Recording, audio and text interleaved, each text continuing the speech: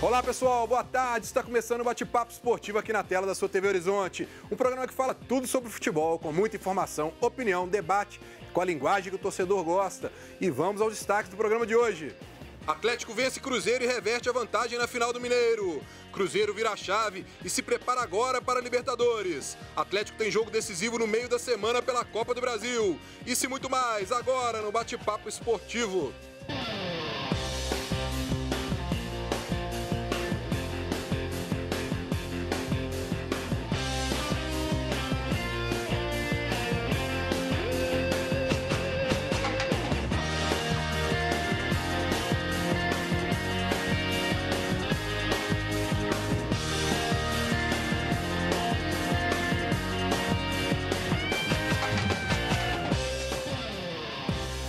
Seja bem-vindo ao nosso bate-papo esportivo. Você também pode entrar nessa conversa com a gente. Boa tarde, Ana Cláudia. Explica o pessoal de casa aí como é que eles podem participar. Boa tarde, Breno. Boa tarde a todos. Mande a sua pergunta no nosso WhatsApp, 984950038, 984950038, ou você pode mandar a sua mensagem também pelas nossas redes sociais. Estamos ao vivo pelo Facebook da TV Horizonte. Mande a sua pergunta para os nossos comentaristas. E aproveitamos aí para convidar a todos a acessarem as nossas redes sociais do Bate-Papo Esportivo, que está no Facebook, no Instagram e também com um canal no YouTube, onde você confere aí vídeos exclusivos do programa. E agora, depois de uma segunda-feira, depois de clássico, ainda sempre muito assunto, polêmicas, vamos colocar os nossos comentaristas de hoje aqui para trabalhar um pouquinho, né? Com o meu lado direito, Leandro, seja bem-vindo. Como é que tá seu astral hoje? Foi tudo conforme você imaginou? Eu tenho certeza que não, por tudo que você falou aqui semana passada. Breno, boa tarde. Para alguns, né? Para outros, não.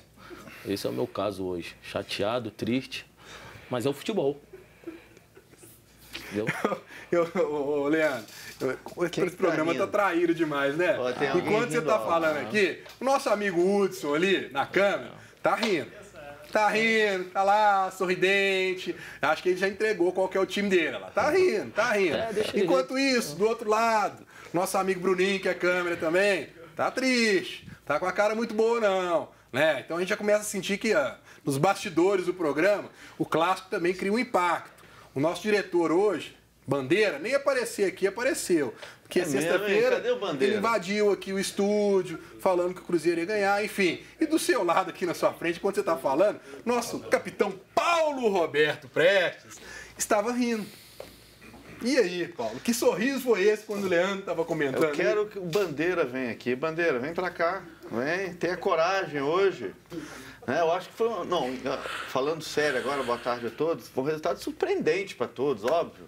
Todo mundo falou, não é só de hoje que a gente tem comentado, que o Cruzeiro era o favorito, pelo time que tem, pelo tamanho, né, que o treinador está 2 anos no comando, enfim, todos os requisitos. Mas futebol realmente surpreende. Não me surpreendeu tanto, sinceramente, porque eu já passei por isso, que o Leandro também deve ter passado. Clássicos nunca tem um favorito realmente que seja desigual. Eu acho que clássico você sempre entra igual. E o Atlético entrou com muita mais determinação, vontade, garra, atropelou o Cruzeiro. E, paralelo a isso tudo, né? Enquanto um está aqui triste, o outro está feliz, ele está aqui com semblante, sempre observando, pensativo. Léo Omide, esse seu semblante é de quem está pensando assim, ainda não está nada definido? Boa tarde, Breno. Abraço para o pessoal de casa, ao Leandro, ao Paulo. Breno, acho que foi um jogo em que o próprio Mano Menezes reconheceu que o Atlético foi melhor e a superioridade em termos de atuação foi refletida no placar, né? No meio de semana, os dois têm jogos importantes, não chegam, quem sabe, fisicamente bem como estavam para esse jogo, né? Já que os dois tiveram semana cheia, né? Eu acho que o resultado da quarta-feira acho que até dá uma influenciada no jogo do próximo final de semana.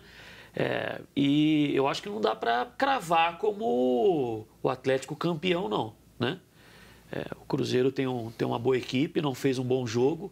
Talvez tenha sido, entre aspas, o pior jogo do Cruzeiro no ano de 2018, numa hora em que não poderia, né, ter uma atuação tão abaixo. Mas eu acho que não dá para cravar nada ainda não. Eu acho que é uma vantagem importante, mas cravar não dá não. Então vamos aproveitar aí que você falou em vantagem. O Atlético venceu o Cruzeiro por 3-1 ontem no Independência, reverteu essa vantagem. Então vamos dar uma olhadinha aí nos melhores momentos do jogo. Tá aí.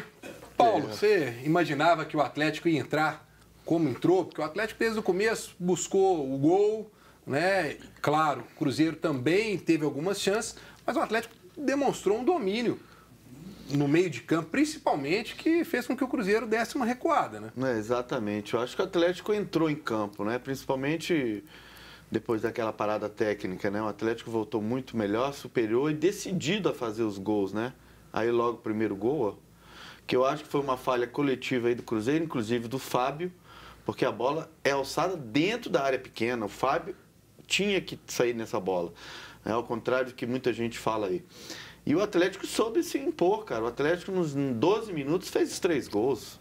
Falha novamente aí, né? De quem fica no primeiro pau. O Cruzeiro realmente não teve um jogador de destaque, né? Eu acho que o coletivo total do Cruzeiro foi muito mal. E o Atlético se aproveitou muito bem, porque tem jogadores de qualidade. Leandro, você que é da posição, a gente está vendo os gols aí, tanto no gol do escanteio quanto no terceiro gol, foi uma bobeada aí do Egídio, né? Porque o Egídio no gol do escanteio, ele estava ali na frente do Adilson, não entrou para atrapalhar. E no outro, ele deixou o Ricardo Oliveira se movimentar sozinho, cabecear sozinho. É uma falha, né? Uma falha individual e coletiva, igual o Paulo falou. Eu acho que o Cruzeiro bobeou. Passou logo na minha cabeça depois do jogo, o jogo do Cruzeiro na Libertadores, que teve falhas assim também parecidas, né? Bem parecidas. Então acho que o Atlético soube aproveitar. E eu falo sempre, cara, o Ricardo Oliveira, por onde ele passa, é artilheiro. E bobeou para ele vai fazer o gol. Ele se posiciona bem, entendeu? Então acho que tem que parabenizar também o Atlético. O Atlético mereceu, fez por onde, igual o Mano falou na entrevista dele, que o Atlético foi bem melhor, foi superior. Então acho que nada mais justo que parabenizar também o Atlético pela partida que ele fez, principalmente no primeiro tempo. Ô, Léo, te surpreendeu a postura do time do Atlético? Ontem até em coletiva, você comentou com o Thiago, né, sobre a situação do time ter as funções dos jogadores fazerem as funções da maneira correta, né, mais do que a mudança de posição, questão dos 3 volantes, mas sim de encaixar e cada um fazer a sua função. Ô Breno, eu acredito que o Atlético tenha feito o melhor jogo da temporada, o próprio Thiago Largue reconheceu isso, né? Mas se nós observarmos minuciosamente a trajetória do Atlético, desde quando ele assumiu interino, / efetivo, enfim, desde que ele é quem responde pelo time, né? A gente observa já há um tempo que há uma certa evolução no time, né? Alguns resultados fizeram que essa análise talvez não tenha sido até um pouco, entre aspas, deturpada, né? Por exemplo, aquele resultado contra o Figueirense, perdeu em casa para um time da Série B, enfim, deixou um pouco de dúvidas. Só que nessa trajetória de 13 jogos que ele completou contra o Cruzeiro, eu acho que o time dá mostras de que poderia chegar nessa decisão e chegar a um resultado positivo como chegou. Eu acho que a gente não esperava aqueles gols tão rápido. Porque o que aconteceu? Teve a parada e aí em 10 minutos o Atlético fez 3 gols. Um resultado 3-1 num clássico a gente até não viu tanto nos últimos jogos entre Atlético e Cruzeiro. Só que como os gols foram todos muito um em seguida do outro, deu a impressão que assim, abriu agora. Vai ser mais do que 3. Mas aí teve um intervalo, o Mano deu uma ajustada no time, o Atlético não piorou. Tem muita gente que acha que com as substituições o Atlético piorou. Não acredito que tenha piorado. Não vejo o Atlético com uma piora depois das substituições. O Cruzeiro melhorou, né? O Cruzeiro teve que sair um pouco mais, só que pelos melhores momentos ali a gente viu. Teve um cabeceio do Sassá que o Vitor fez a defesa. O Otero bateu uma falta, o Casares chutou uma de fora da área, o Tomás Andrade também chutou uma de fora da área. Então eu não acho que o Atlético tenha recuado, não recuou. Ficou um jogo mais parelho.